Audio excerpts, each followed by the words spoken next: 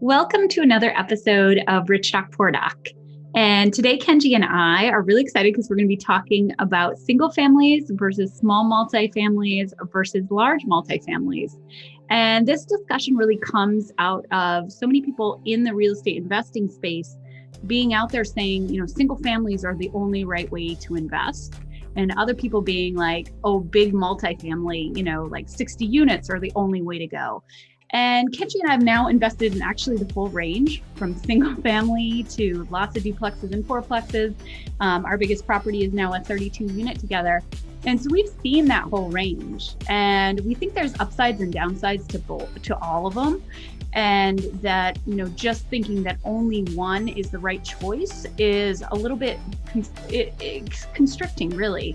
And so we wanted to help you guys think through the upsides and downsides so you can decide which is the right fit for you and what range you want in your portfolio. And you might walk out of here and say, you know what, I love single family, that's all I want. Or you might walk out of here like we do and have a range of all three in your portfolio, but know that there's strengths and weaknesses of each group.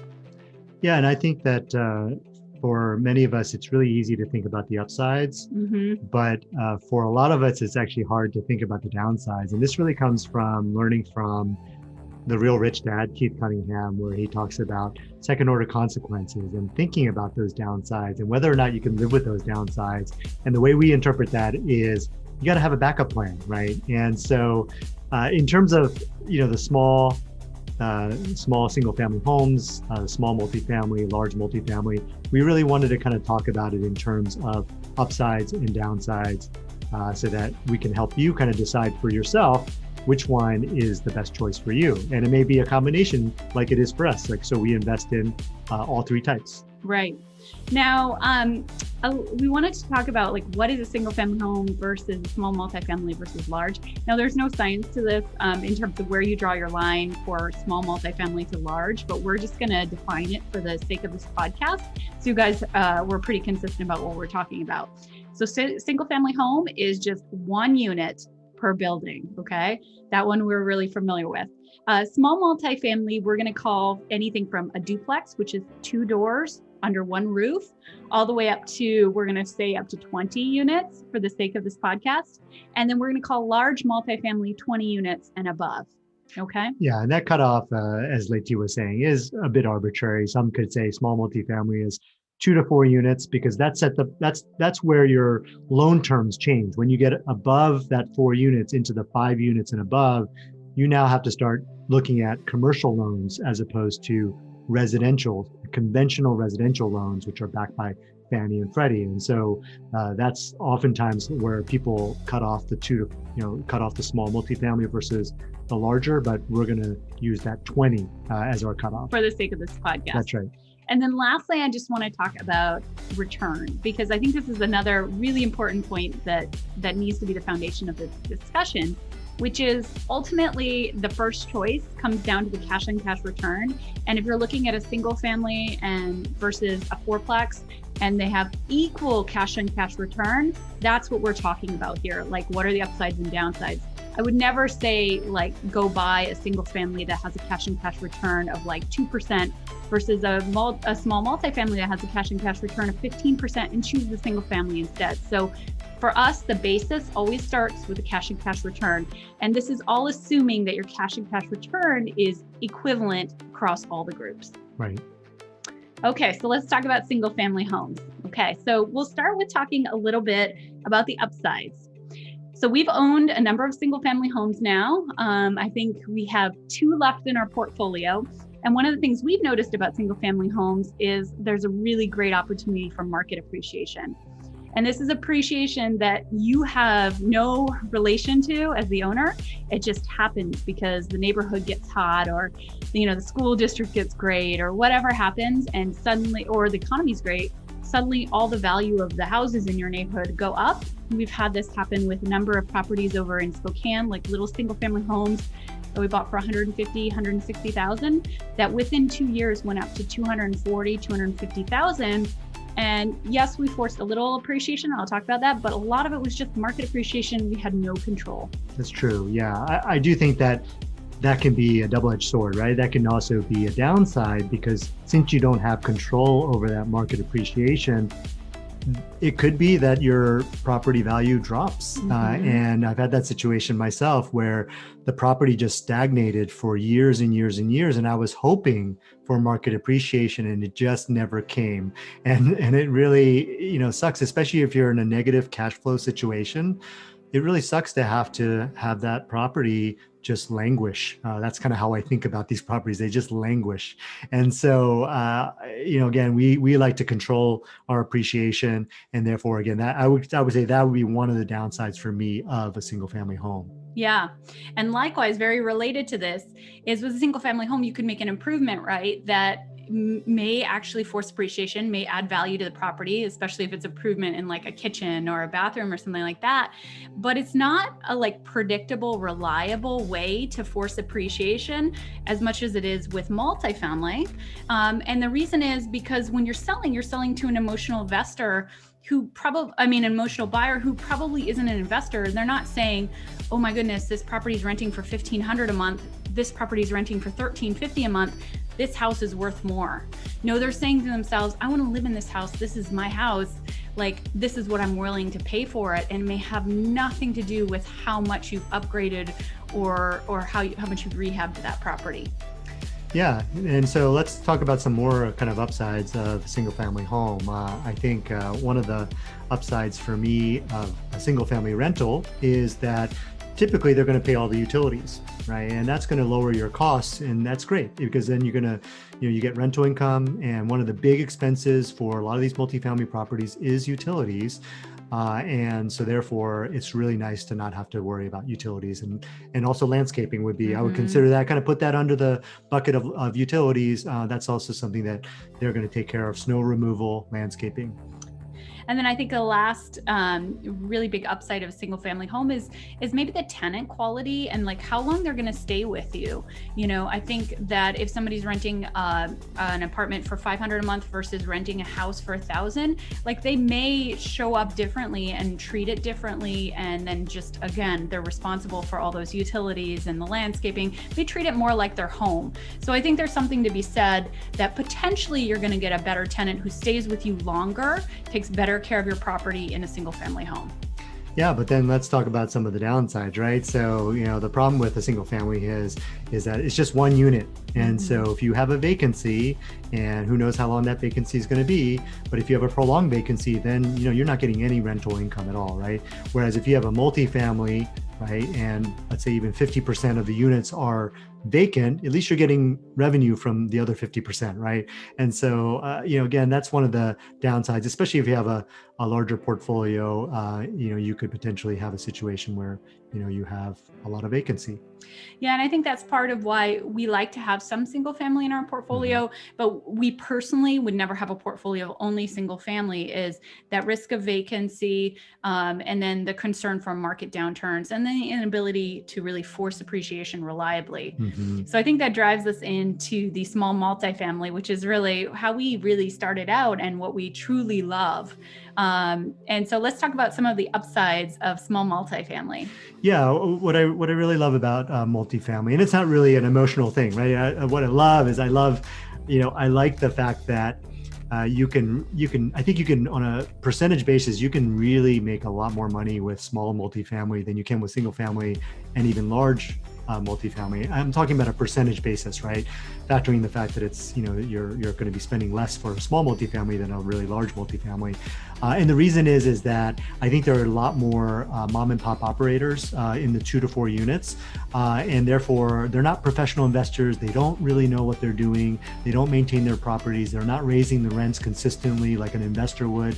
They're not trying to reduce expenses like an investor would. So they're not really running these mini businesses very profitably. And I think that presents an opportunity. And also a lot of these mom and pop operators will get into trouble, financial trouble.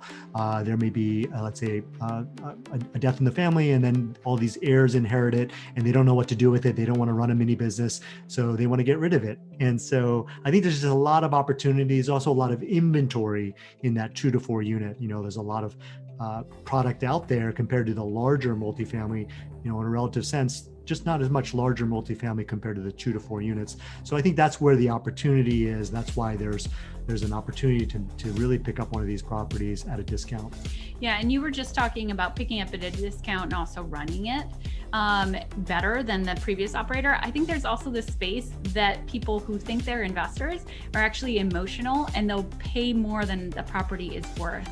And we've had this happen to us a lot, actually, where we go and we just like put out our duplex at a ridiculous price, like something we would never buy it at, and have multiple offers.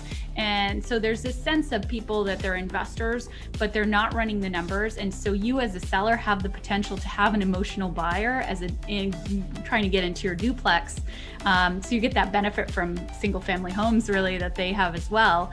And especially if the person's gonna live in the property themselves, like house hack, sometimes people are willing to pay more and overpay for that property just because they want to live there too. Mm-hmm. So I love that about small multifamily. Yeah. And so, you're kind of talking about there's some market forces kind of controlling the price, but there's also that forced appreciation that we're going to really talk a lot more about in the larger multifamily. But that if you can increase the income of the property or decrease expenses, you're increasing the net operating income. And that means that you're increasing the value of that property. And when an appraiser looks at a small multifamily, they have a choice between using kind of the market method, which is looking at different comps in the neighborhood. They can also look at the income method, see how much income that property produces, or they can use something called the cost method. And so you have basically, unlike the single family home, which is driven by the market method, with the small multifamily, you're going to get some of that income method as well, and sometimes primarily income method. So that's what's really cool, is that you get some market forces, you get some income method, and therefore the combination, you can kind of get a really nice appraisal for your property, some of which you can control, and sometimes actually you can control directly if the appraiser uses that income method. So I really like that about small multifamily. But the downside compared to really large multifamily is it's not as reliable that your appraiser is really going to lean on the income method. Right. So with large multifamily, when we talk about it, we'll talk about one of the upsides, which is being able to force appreciation predictably, and you can pre-calculate how much value you're going to add to the property. You could do that with duplexes, fourplexes as well, but there is that fudge factor that if the appraiser chooses to bring in market appreciation, market value too, that it may be not as high as you would have initially predicted. Yeah. The other thing I love about small multifamily compared to single family home is there's more efficiency. And that's again because you have only one roof for 2 units. And so one foundation. So there is more efficiency. You get lower cost per unit in general. So you can grow your portfolio faster with more doors than if you're just buying single family homes in general. Yeah. Yeah. Well, let's talk about some of the downsides maybe. I think one of the downsides of a small multifamily is the fact that oftentimes some of the utilities aren't split up, and oftentimes like water and sewer, for example, won't be split up by tenant, and so therefore the owner has to pay for that. And now you can bill back, right? And that's something that I think it's a really huge opportunity for increasing the income of these properties. But typically when you're buying these properties, you'll find that the owner's kind of paying for that as opposed to the tenants paying for it. So unlike the single family home where the tenant's paying for all of the different utilities, with the small duplex or fourplex, what you'll find often is that the owner's paying for it. And same with the landscaping and the snow removal. Oftentimes the owner is paying for that. Now we talked about vacancy being an upside compared to single family homes, but vacancy is a downside compared to large multifamily. Because if you have a large multifamily, like a 20 unit, and you have one vacancy, it's not a big deal.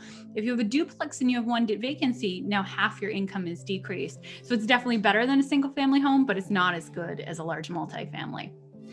The other thing I think we should talk about is depreciation. And so depreciation is the government sees your property as losing value every year, even though it's probably gaining. And the amount you get to take in bonus depreciation, which is basically a phantom loss. So it's a loss that shows up on your tax return, but isn't real. is going to vary by the size of the property to some extent. And so usually the greater efficiency in getting bonus depreciation, greater percentage of the value of the property in bonus depreciation is better for the larger properties. So your fourplex is going to do better than your single family home. So, but then in comparison, a 30 unit, your percentage of bonus depreciation probably going to be higher than your 4 unit. And so again, this is both an upside and a downside of small multifamily. Yeah, agreed. Depreciation is a really great tax saving tool. And as Leti was saying, as you have more units, you have more things that can be depreciated, and therefore you're going to get a larger depreciation expense that you can use to shelter income if you have a status called real estate professional status. And then lastly, as a potential downside, I want to introduce neighborhood. In a single family home, if you have a single family home in a neighborhood where 90% of people are owners and they're taking really great care of their property, it's going to be great for you as the property owner. But in some cases in small multifamily, it's like a whole neighborhood of small multifamily, and if you're buying in that situation, and your neighbor landlords are slumlords and don't take care of your property, all of a sudden the whole neighborhood goes downhill, and that could affect you. And so that's part of why we try to buy our duplexes and fourplexes and small multifamily in neighborhoods of single family homes if we can, rather than neighborhoods of all small multifamily. Yeah, and then you can kind of see how we're talking about the downsides and then what's our backup plan, right? So, okay, so for the small multifamily, sure, the utilities might be in the name of the owner, and the owner typically pays, but what we do is we bill back, right? And so just as another example, it's like we try to think about the backup plan and come up with a backup plan and mitigate that. And instead of just kind of saying, well, that's a downside, we just have to live with it. Mm-hmm. We try to figure out a backup plan to mitigate it. Awesome. Okay, let's go into the larger multifamily. All right. So what's your number one most positive thing, upside? Yeah, I think the number one is forced depreciation. There's no question. I think that is, forced depreciation is one of the main ways that you can build wealth with rental properties. And if with a larger multifamily, we're saying that you can reliably and predictably increase the value of the property if you increase the net operating income, right? If you increase the income, if you decrease the expenses, not only is your value going to go up, your cash flow is also going to go up very predictably and reliably. And so that's one of the things I really love about it, is that, rather than kind of going back to single family and kind of betting on market appreciation, hoping that the value is going to go up, I'm not sitting around hoping that the value is going to go up with a large multifamily when I know, when I know that if I increase the income, there's going to be an investor who's going to be willing to pay me for that higher income. Yeah, and also one of the benefits is even if you increase the income per unit, just like $25 or $50, mm-hmm. when you go and have 50 units or 100 units, that amount of money is really significant. It forces a ton of appreciation. And then also remember, there's increased efficiency in these large multifamilies, right? One roof for 30 units is a big difference in terms of maintenance costs and cost over time compared to, having 30 single family homes and the cost of maintaining all of those roofs. Yeah, and I also think that there's a lot of opportunity, and not to say that there aren't opportunities for 2 to 4 units, but there may be more kind of variety in terms of opportunities for increasing income, right? And so one of the, I'll just give you a few examples for the larger multifamily, having a designated parking space, right? I mean, most people for a 2 to 4 unit, their parking space is going to be right in front of their unit probably, but for a big property with a big parking lot, having a designated space may actually be really valuable for that person who doesn't want to have to walk all the way, in the hail, rain, and snow. They may want to be close by. And that kind of brings me to covered parking, right? Would be another opportunity. Some people may just want to have their cars covered in an area where there's hail or snow or, the elements, and they want to just kind of keep it covered. And so that would be another opportunity. Now, again, doesn't mean that that's not available for 2 to 4 units, but it's just a lot more common for, these larger complexes to have these covered units that you can charge for. So again, that would be one example, a couple examples there. And we've already talked about the lower risk of vacancy.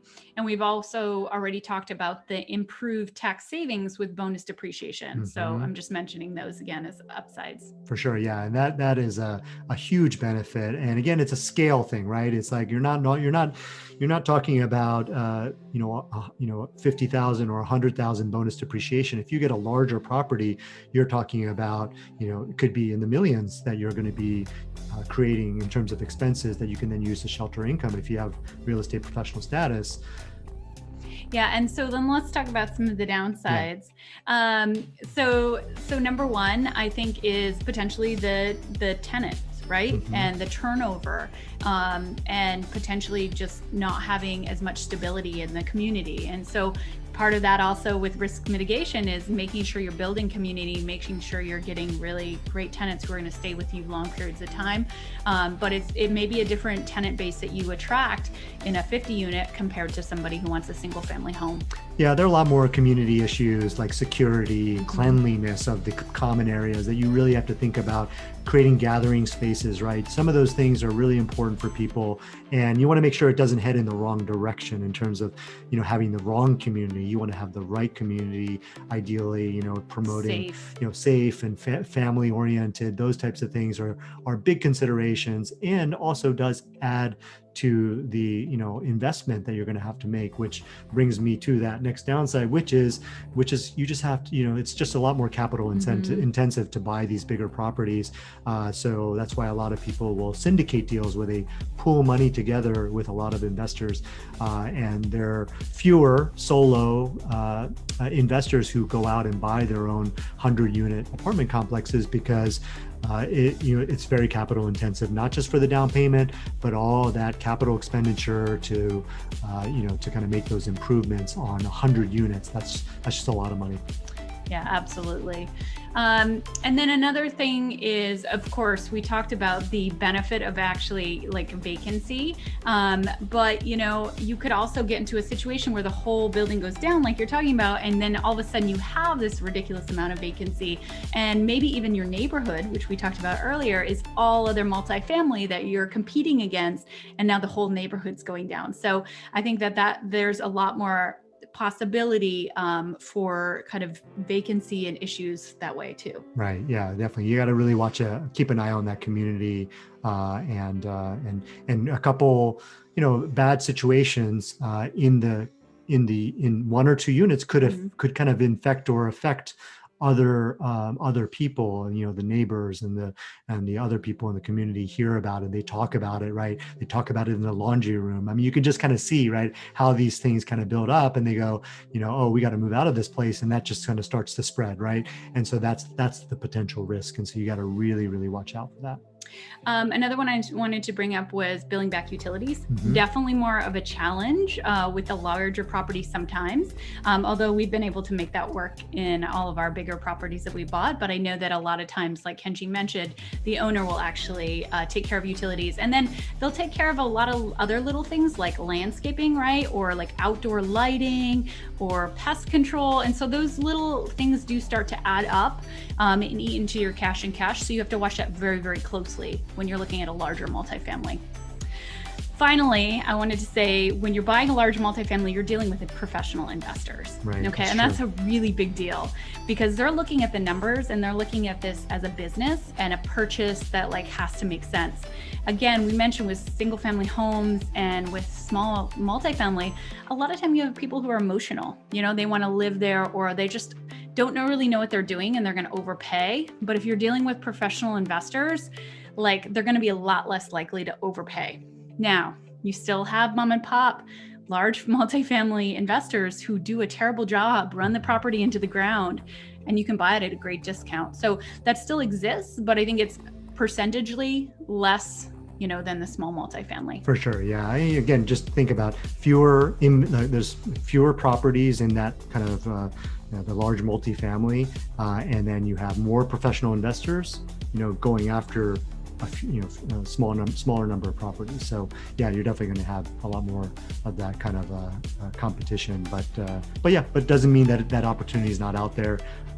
We've been fortunate to find some properties ourselves. Yeah, and I think that was something that kept us from going into large multifamily for a long time was concentration risk. Actually thinking like, if we put all of our money into 130 unit, right, versus buying, 5 or 10 or 15 duplexes, like, ooh, what happens if that 130 unit has issues, and what are the odds that 10 of our duplexes are going to have issues all at one time? So I think that also you can mitigate by buying multi 30 units, but your capital is going to be more intensive to come up with that kind of cash. And so always in real estate, whether it's with single family homes, small multifamily, or large, when you only own one property or two properties, your concentration risk is higher at that point in your portfolio growth. So if you can get to the point in your portfolio that you have 10 or 15 properties, now you've lowered your concentration risk. And again, if one property is a bad month, it's not going to, hugely affect your personal finances because you have so many other properties to kind of weigh things out. And I think that's part of why we, have a whole range from single family homes to our 32 unit at this point, is we like to have multiple properties and to have that diversification. Well, we've actually even diversified outside of, these kind of long-term rentals. We have a short-term rental, right? We have an office space, and we also rent to people with intellectual disabilities. So we have a kind of a state-sponsored program, and we also have some Section 8 as well. So, we've kind of diversified in a lot of different ways. And I know that people talk about diversification in terms of real estate and stocks and bonds, but even within real estate, there's so many great ways to diversify, not just, size, which is a lot of what we've been talking about, number of units, but also, going out and getting different types of tenants. That's the supported living and short-term rentals. And it's a really kind of great way to, lower that risk and mitigate that risk. Yeah, good point. We definitely need to do another podcast later on about diversification. Well, thanks for joining us today. Hopefully you guys learned a lot about why we like single family versus small multifamily versus large multifamily, and can see that there's upsides and downsides of every single class of properties. And hopefully this will help you think through what properties you want in your portfolio going forward.